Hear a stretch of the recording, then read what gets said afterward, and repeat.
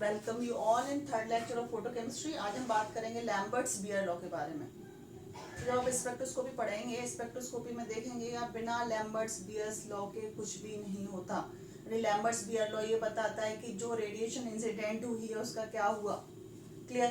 तो हम पहले बात करते हैं लैम्बर्ट्स लॉ के बारे में। लैम्बर्ट्स लॉ को समझने के लिए आप इमेजिन करिए कि आपकी इंसिडेंट रेडिएशन है जिसकी इंटेंसिटी आई नॉट, आपने एक सेल में से पास किया, इसमें भरा हुआ है सॉल्यूशन।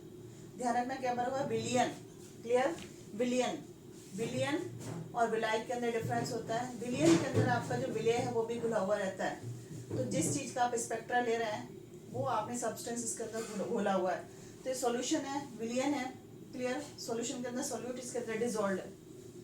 अब आपने क्या देखा कि ये आपकी इंटेंसिटी ऑफ इंसिडेंट लाइट, जिसको डिनोट कर रहे हैं अपन आई नॉट से, ठीक है।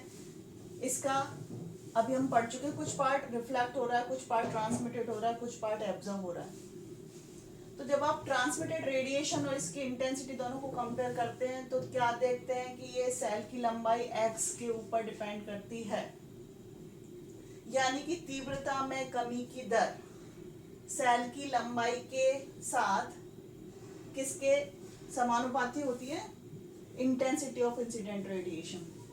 तो आप देख सकते हैं ये क्या इंडिकेट कर रहा है, rate of decrease of intensity of incident radiation with length of the cell is proportional to intensity of incident radiation।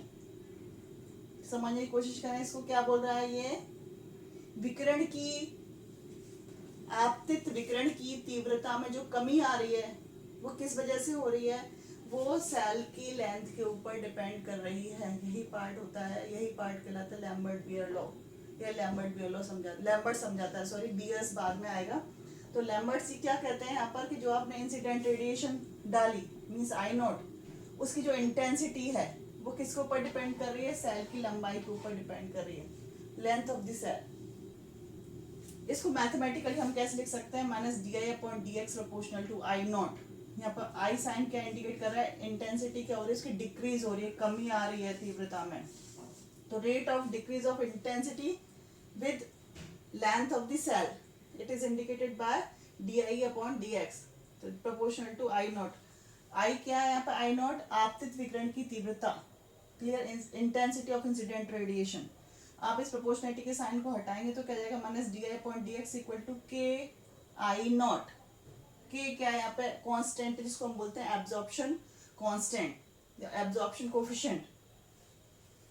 Clear? Negative sign क्या इंडिकेट कर रहा है कि लाइट की इंटेंसिटी में कमी आ रही है। अब हम क्या करेंगे, इसको थोड़ा सा रीअरेंज करेंगे इक्वेशन को, आई नॉट को यहाँ ले आएंगे और डी एक्स को इधर ले जाएंगे तो क्या हो जाएगा, minus D I upon I naught equal to k d x. ये होगी आपकी इक्वेशन नंबर 3। अब हम इक्वेशन नंबर 3 का इंटीग्रेशन करेंगे। लिमिट क्या होगी, x इक्वल टू 0 के लिए i इक्वल टू आई 0 लेते हैं और x इक्वल टू x के लिए i इक्वल टू t लेते हैं। इस लिमिट में हम इंटीग्रेशन करते हैं। इंटीग्रेशन कर रहे हैं आप i, लिमिट क्या है आपकी, i equal to I naught और i equal to I T, ये जो आपकी लिमिट है, ठीक है। किसका करें, d I upon I naught this equal to k आपका कांस्टेंट है, इसको आप बाहर ले सकते हैं। इंटीग्रेशन के 0 से लेकर x की लिमिट होगी, हो गया डी एक्स, ठीक है। इसको सॉल्व करने के बाद आएगा log l n I naught upon I T equal to के एक्स। इस l n I naught upon I T equal to के एक्स को आप क्या लिख सकते हैं, इसको आई नॉट, ठीक है, equal to I t e की पावर के एक्स भी लिख सकते हैं, या फिर और I T equal to I naught E की पावर माइनस के एक्स भी लिख सकते हैं। तो ये है आपका लैम्बर्ट्स लॉ।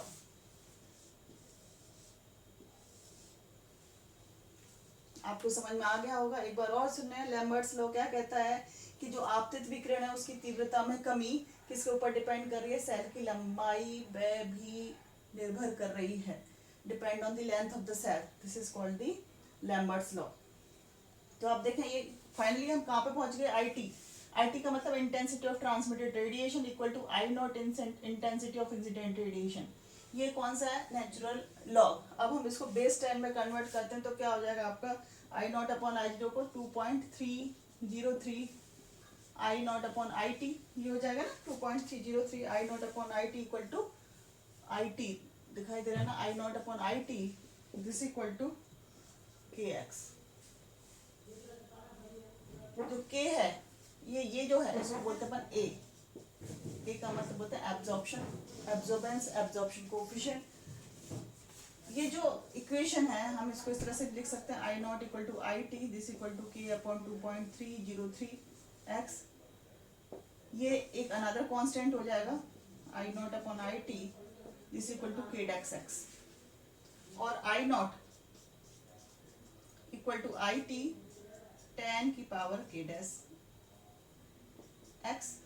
और अपन क्या करेंगे इसको आई टी इक्वल टू, और क्या लिख सकते हैं आई टी इक्वल टू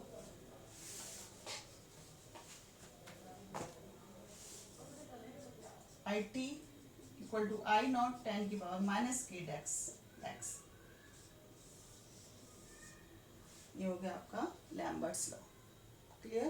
तो लैम्बर्ट्स लॉ क्या करा, के डैश क्या है, के डैश यहाँ पे दूसरा कांस्टेंट है, के क्या था यहाँ पे एब्जॉर्प्शन कोफिशिएंट है, के डैश जो है यहाँ पे अनदर कांस्टेंट है। ये किसके ऊपर डिपेंड करता है, nature of radiation and type of solution के ऊपर डिपेंड करता है। Second law is the Beer's law.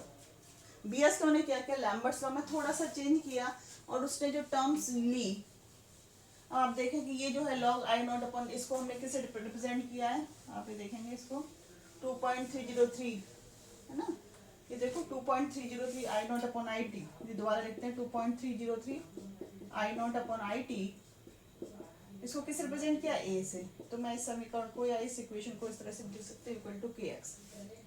अब बीयर्स लॉ आए लैम्बर्ट के साथ साथ बीयर्स। बीयर्स ने क्या कहा, जैसे कि थॉमसन आया, थॉमसन के बाद कौन सा रदरफोर्ड मॉडल आ गया, रदरफोर्ड के बाद बोर्स आ गया, कुछ ना कुछ सुधार करते हुए नेक्स्ट मॉडल बनाए गए। उसी तरह से आप देख सकते हैं बीयर्स लॉ ने थोड़ा सा चेंज किया, उसने क्या टर्म यूज कर ली, कंसंट्रेशन, सांद्रता, यानी आपतित विकिरण की तीव्रता विलयन की सांद्रता के समानुपाती होती है, यानी उसके ऊपर भी निर्भर करती है। तो यहाँ पे जो साइन आ जाएगा, यहाँ पे सी और ले लेंगे सी, तो ये जो आ जाएगा सी, ये हो जाएगा लैम्बर्ट्स बीयर लॉ। दोबारा सुने, बीयर्स लॉ क्या करता है, कंसंट्रेशन टर्म्स और उसने यूज कर ली माइनस, यानी कि minus D I upon D X, अपन जो पढ़ रहे थे ना यहाँ पर डी आई अपॉन या आई नॉट ले रहे थे इक्वल टू के, क्या था यहाँ पर के डैश एक्स था, के डैश एक्स या के डैश या के सी आ गया, तो ये हो गया आपका बीयर्स लॉ। विकिरण की तीव्रता में जो कमी है वो किसके ऊपर डिपेंड कर रही है, concentration of the solution, solution की सांद्रता के ऊपर निर्भर करती है, this is called Beer's law. ठीक है, अब दोनों को हम कंबाइन कर देंगे तो हो जाएगा लैम्बर्ट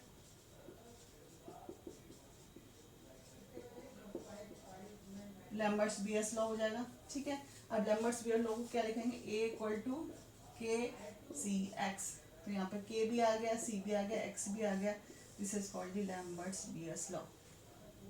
तो जब मैं स्पेक्ट्रोस्कोपी पढ़ाऊंगी तो मैं बताऊंगी कि जितने भी स्पेक्ट्रा हैं, है ना, स्पेक्ट्रा की जो रिकॉर्डिंग की जाती है या तो परसेंट एब्जॉर्बेंस अपॉन लैम्डा की टर्म्स में की जाती है, या फिर परसेंट एब्जॉर्बेंस की बजाय परसेंट ट्रांसमिटेंस लेते हैं, परसेंट ट्रांसमिटेंस अपॉन लैम्डा की टर्म्स में ये रिपोर्ट की, ये जो स्पेक्ट्रा है रिकॉर्ड किए जाते हैं। तो this is all about Lambert's Beer law. Thank you.